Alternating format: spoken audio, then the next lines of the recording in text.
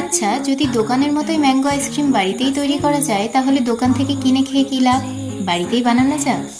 আজকে একদম সহজ পদ্ধতিতে ম্যাঙ্গো আইসক্রিমের একটা রেসিপি তোমাদের সাথে আমি শেয়ার করছি।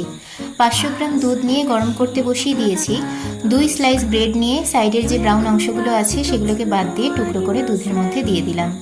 3 টেবিল স্পুন দিয়েছি চিনি, 1 টিস্পুন দিয়েছি এলাচ পাউডার, 1 কিউব বাটার আর একটা 5 টাকা দামের গুঁড়ো দুধ দিলেই হবে।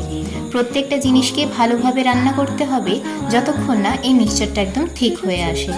একটা আমের শাঁস নিয়ে সেটাকে ব্লেন্ড করে নিতে হবে।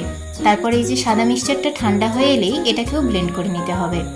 একটা পাত্রের মধ্যে এই দুটো জিনিসকেই একটুখানি মিশিয়ে নিতে হবে। তারপর একটা কন্টেনারের মধ্যে দিয়ে ওপর থেকে দিতে হবে আমের কয়েকটা টুকরো। আমি এখানে কাজু বাদাম দিয়েছি, তোমরা চাইলে এখানে অন্য ড্রাই ফ্রুটসও দিতে পারো, আর একটুখানি রোজ পেটালস দিয়েছি। এরপর 5 থেকে 7 ঘন্টা ফ্রিজ করলেই আইসক্রিম রেডি।